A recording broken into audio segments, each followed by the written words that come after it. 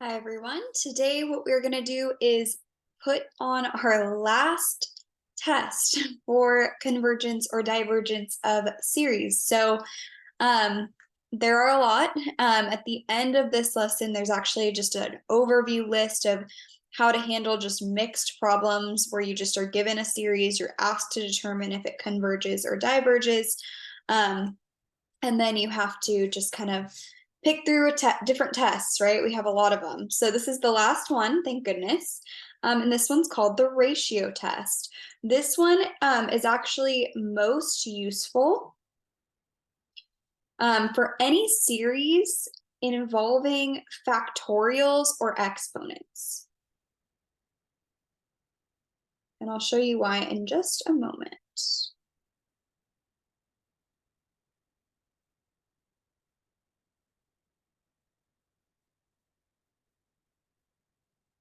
Okay, so the ratio test, number one, if we have the sum of a sub n, it converges if the limit as n approaches infinity of the absolute value of a sub n plus 1 over a sub n is less than 1. Okay? So basically you take the nth term, the ratio of the n plus first term over the nth term, you take the limit as n approaches infinity of the absolute value of that whole thing, and if it's less than 1, then it converges. All right, number 2. The sum of a sub n diverges if the limit as n approaches infinity of the absolute value of a sub n plus 1 over a sub n is greater than 1, or if the limit as n approaches infinity of the absolute value of a sub n plus 1 over a sub n equals infinity. Okay. Now, this is the downside to the ratio test. The test is inconclusive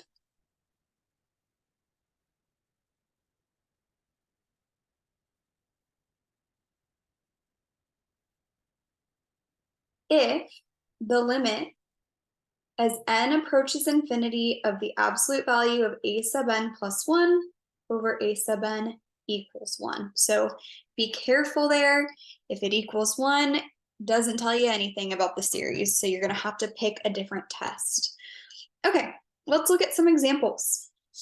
So number 1, we have the sum from n equals 0 to infinity of n factorial over 3 to the nth power. Notice it has exponentials in it. It has factorials in it.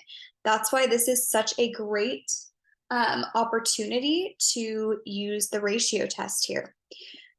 So what we're going to do is we're going to set up our limit. So we're going to take the limit as n approaches infinity of the absolute value of a sub n plus 1, it's the n plus first term.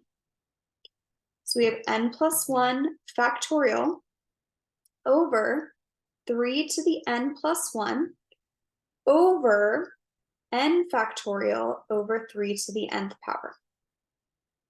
All right, let's change this to multiplying by the reciprocal. So we have the limit as n approaches infinity of the absolute value of n plus 1 factorial over 3 to the n plus 1 times 3 to the n over n factorial. All right, let's do some rewriting so that we can evaluate this limit a little more easily. So remember, n plus 1 factorial can be rewritten as n plus 1 times n factorial, right? N times n minus 1 times n minus 2 is just n factorial.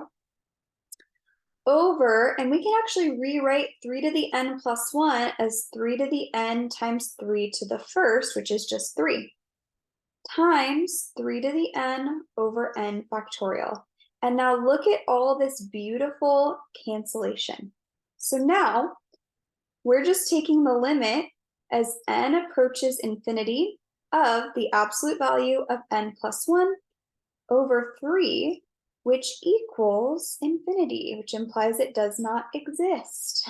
Okay, so if it equals infinity, it means that the sum, so therefore the sum from n equals 0 to infinity of n factorial over 3 to the n actually diverges by the ratio test, which I'm going to abbreviate as RT. Okay, so go ahead, pause here, try numbers 2, 3, and 4, and then unpause and we'll go over these together. Okay, so number 2, we have the sum from n equals 1 to infinity of 3 to the n plus 1 over 4 to the n times n squared. Okay, so we're going to use ratio test. We'll start by setting up our limit as n approaches infinity of the absolute value of, now it's 3 to the n plus 1, so we're adding 1 to the exponent up here. So we end up with 3 to the n plus 2 over 4 to the n plus 1 times n plus 1 squared over 3 to the n plus 1 over 4 to the n times n squared. Let's rewrite this as multiplying by the reciprocal. We can also do some kind of rewriting here as well. So 3 to the n plus 2 is just 3 to the n times 3 squared over 4 to the n plus 1 is just 4 to the n times 4 times n plus 1 squared. Did not have to make this quite as long, so let me fix that. Okay, times the reciprocal. So we have 4 to the n, whoops, times n squared over 3 to the n times 3. Okay, let's clean this up a little bit. So we do get some cancellation here. 4 to the n's cancel, the 3 to the n's cancel. Also, we can cancel this 3 and have this be 3 to the first. So we're left with the limit as n approaches infinity of the absolute value of 3n squared over 4 times n plus 1 squared. Okay, well now this actually just equals 3/4, which is less than 1. So therefore, we know that the sum from n equals 1 to infinity of 3 to the n plus 1 over 4 to the n times n squared converges by the ratio test. Okay, let's take a look at number 3. Okay, so this one we have the sum from n equals 2 to infinity of -1 to the nth power times the square root of n all over n minus 1. Okay, so let's go ahead and set up our limit.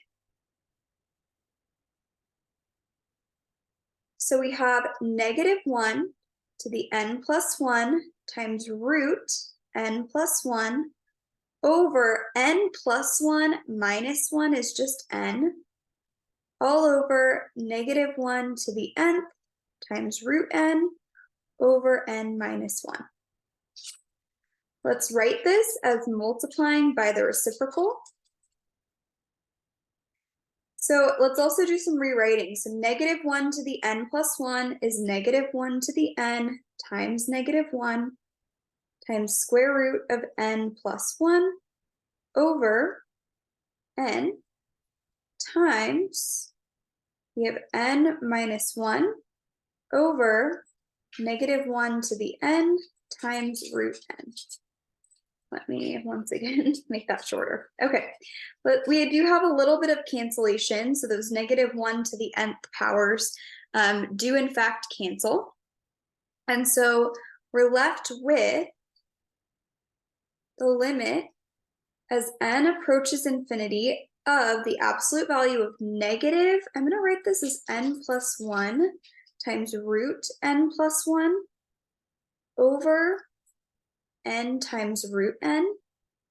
Now notice, if you were to actually like multiply this all out, you would end up with a leading term in both the numerator and denominator of n to the 3/2. And so this is just kind of looking at what the horizontal asymptote would kind of be leading to, right? It would actually go to 1 because the degree of the numerator and degree of the denominator are equal, I guess -1 in this case, but with the absolute value of that, it's just going to be equal to 1. Now, what does this mean? Unfortunately, it means that the ratio test is inconclusive. We have to use something else. Doesn't help us, sad face, right? But fortunately for us, we do have other tests that we can utilize. And this actually is an alternating series.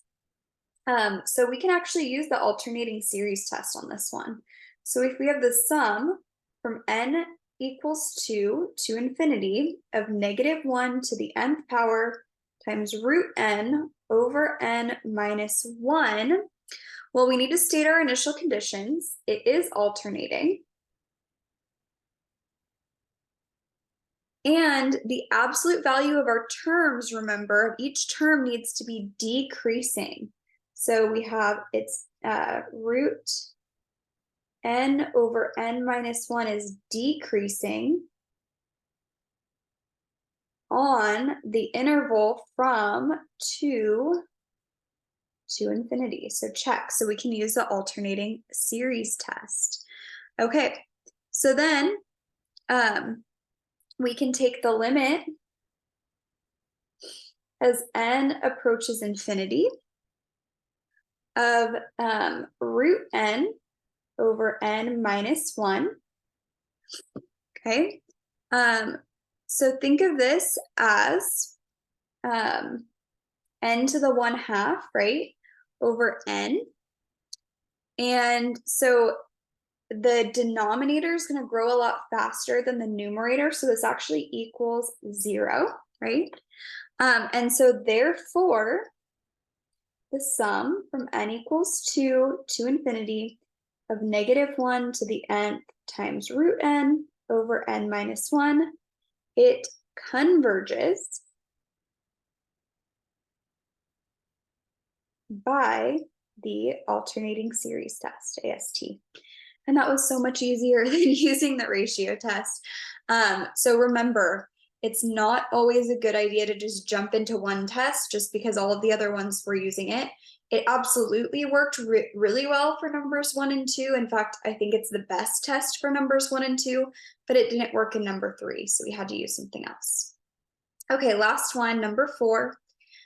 We have the sum from n equals 1 to infinity of 2n plus 1 double factorial. This is new, we haven't seen this, but essentially this is just taking the first number and then multiplying it, you're skipping. So it's either a multiple of all even numbers until we get down to 1 or all odd, right? So 2n plus 1 double factorial, we're multiplying all the odd numbers until we get to 1.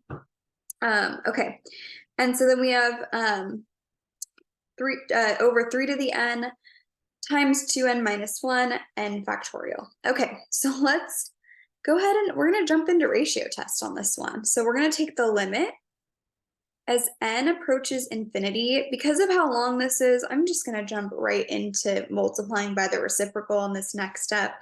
So we have 2n plus, now be careful, we're subbing in n plus 1 for n. So this would be 2 times n plus 1 double factorial. So if you distribute that 2 in, it's actually 2n plus 3 double factorial, okay, over 3 to the n plus 1 times, once again, this is 2 times n plus 1 minus 1. So that simplifies to 2n plus 1 times n plus 1 factorial. Okay, multiplying by the reciprocal of what we had originally, 3 to the n times 2n minus 1 times n factorial over 2n plus 1 double factorial. Okay, so now let's go ahead and do some rewriting so that we can get some cancellation. So we end up with, you can think of this as 2n plus 3 times 2n plus 1 double factorial, right? Because it's going to keep going down the line. And so then we have 3 to the n times 3 times 2n plus 1 times n plus 1 factorial. Okay, actually we can rewrite that n plus 1 factorial as n plus 1 times n factorial as well.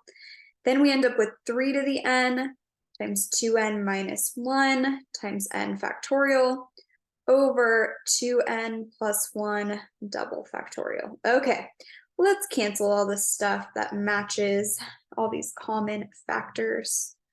And then we're left with the limit as n approaches infinity of the absolute value of 2n plus 3 times 2n minus 1 over 3 times 2n plus 1. Okay, well, in this one, let's see. Oh, whoops, times n plus 1.